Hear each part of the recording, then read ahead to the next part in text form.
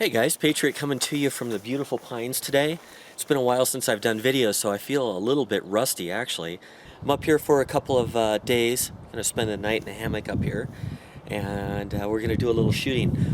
One of the videos that I've wanted to do for a long time is to take a couple of 1022 takedown rifles. This one's their mossy oak pattern. I think it's mossy oak. I can't remember. Looks like mossy oak. You guys tell me.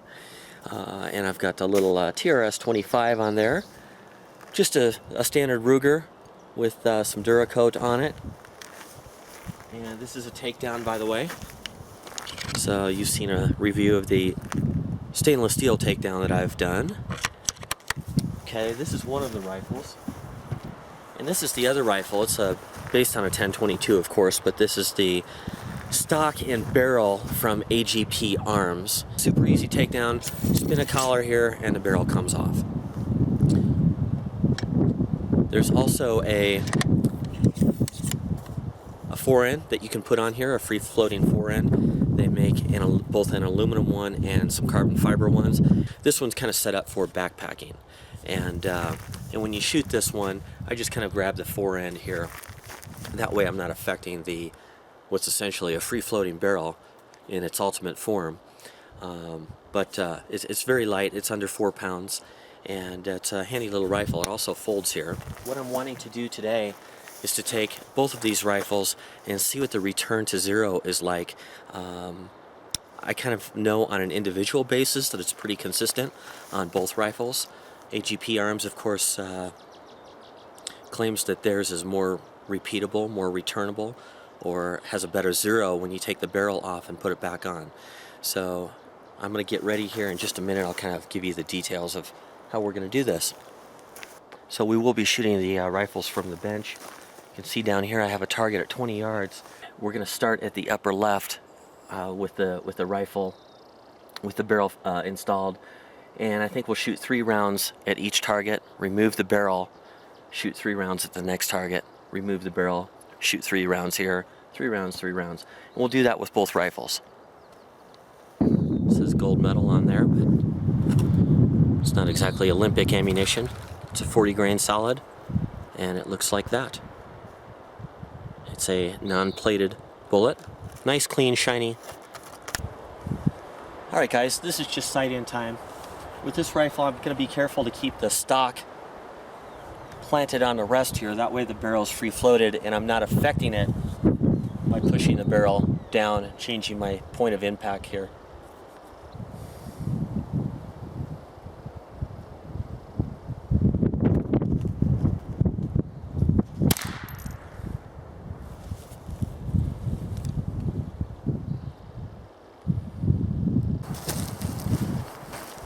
Okay, that was our first shot right there.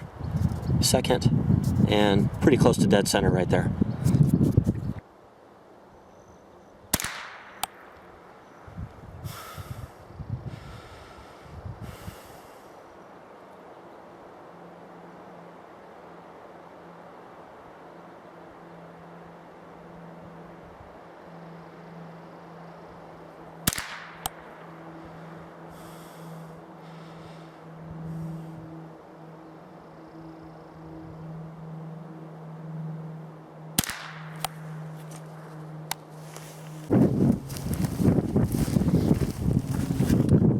Okay, here's our first 3 rounds right here.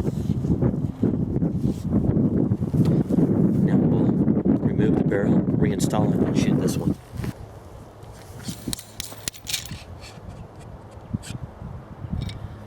And the barrel's off. You can see the little extractor cut there. Also, there's a groove right here that lines up with this pin right here.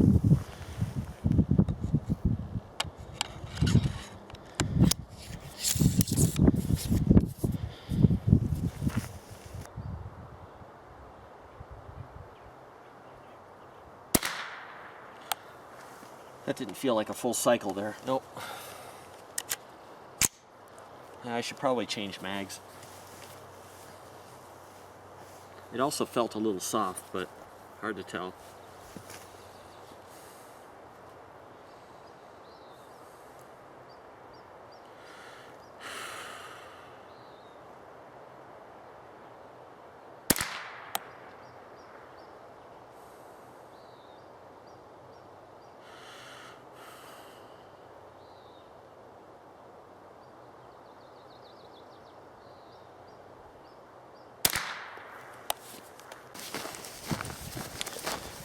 whatever it is, it is. That first one felt a little bit soft.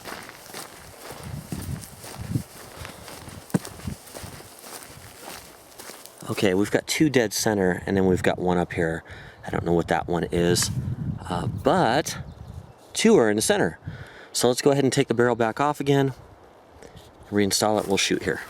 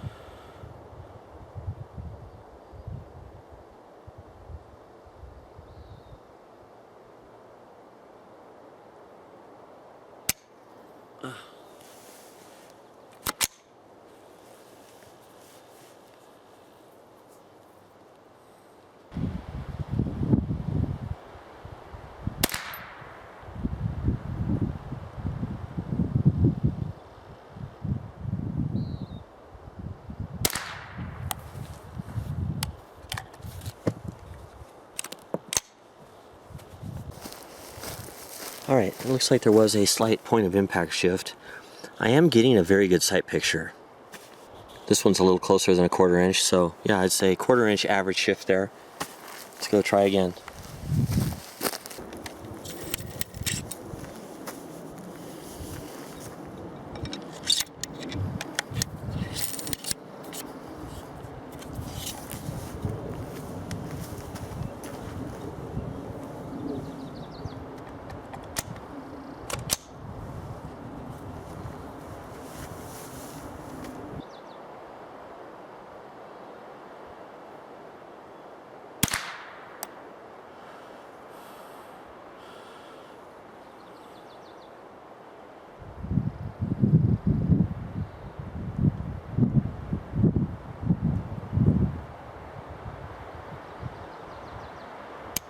Oh my goodness. Okay. Alright guys, what happened that time, and it might have been the times before and I just didn't catch it, I'm resting a gun on a sandbag here, right? Well, if I move a little bit, I release the mag, and the mag actually dropped down a little bit.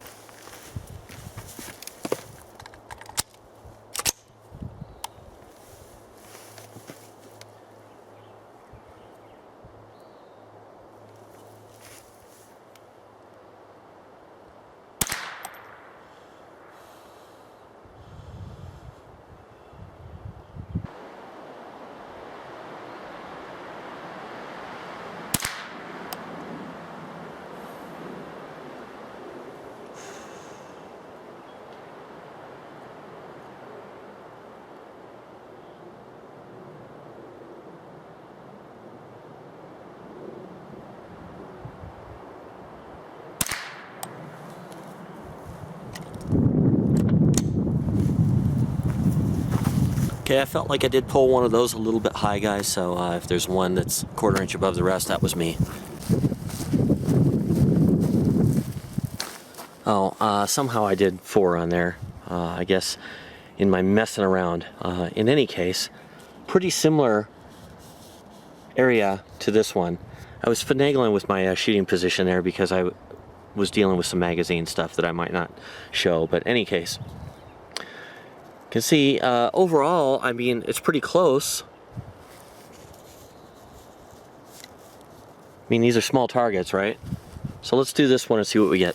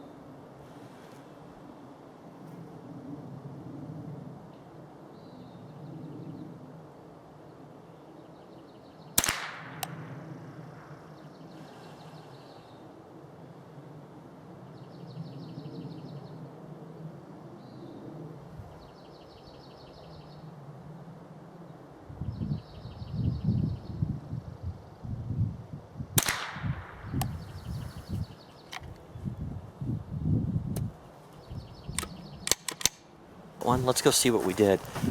You'll notice that I was careful to keep that barrel from touching anything like the sandbag, so any inconsistency we're seeing here is a little bit perhaps in my shooting and whatever the barrel removal and reinstallation cost. Alright, I felt like I was getting a pretty consistent hold on each of these. You can see that this is patterning pretty close to where this is patterning and fairly close to where this was. Now we did start off centered, so I say that there was a slight shift between after these two and we went to this one. I felt like we did see a slight shift there, and then it kind of remained there after that. You could argue that this is even a little bit further away, but again, we're talking about, I mean, there's my whole thumb right there. So it is pretty easy to center a red dot on a black bullseye. Back when I don't know if I was a kid, but I must have been in my 20s, I was shooting a Ruger Mark II KMK 678G was the model number, and it was a 6 7/8 government bull barrel, and I had an aim point 1000 on that pistol, and I would wedge into the sandbags back at 25 yards, and I would blow out one 10-shot dime-sized group using that sight picture method, which is a small, crisp 2 to 3 minute dot, 1, 2, 3 minute dot covering a bullseye like this. And what's nice is that it gives you that crisp red center, and it's very easy to detect if there's an uneven amount of black outside of the dot. Now if the dot is the same size as the black bullseye here, then you want to get a smaller dot or a larger black bullseye, or change the distance. So you're better off shooting a little bit closer and having a ring of black all the way around the outside. I would say that the dot on this one is probably about the size of the 1, 2, somewhere between the second and the third ring right here. So I've got a nice black band all the way around here that I can see. Anyhow, that technique has worked good for me for a long time. So I do believe that I'm being pretty consistent. One of the other keys in this whole formula is to adjust the dot intensity so that it's minimally bright. All you want it is bright enough to see it over the black, but any further brightness is going to flare. It's going to cause it to bloom or to star and lose its crispness, which is something that you don't want. Okay, I can barely see that on my viewfinder. Okay, I think I'm at the lower left there, and I did have to turn up that dot a little bit in order to see it. Yeah, I barely see it. It's like 1 pixel on my LCD screen. Anyhow, you get the idea. Hopefully in HD that will turn out. Alright guys, I can tell because of the length that I'm going to have to do this in 2 parts, but part 1 is the AGP, the next part will be the Ruger. We'll see if there's any noticeable difference between the takedown repeatability between the 2 platforms. I think this is pretty good. I was really surprised to see 0 from that to that. This slight bit of wander is typically what I would kind of expect. Again, we're at 20 yards, so at 40 yards you're talking a half an inch of shift, which isn't much. So certainly for ground squirrel or squirrels or a turkey or something like that, you're just living off of what you shot. I think that this is more than acceptable accuracy. I'm not disappointed whatsoever. It's kind of about what I thought it would be. I don't know if that says much, but yeah, it's about what I thought. I didn't expect it to be 0 shift. It might be that you see other videos that claim 0 shift, but we know that if you look at that from an infinite standpoint, that there's no such thing as that. So whether mine is typical or atypical, this is what it did today with that ammunition and my shooting.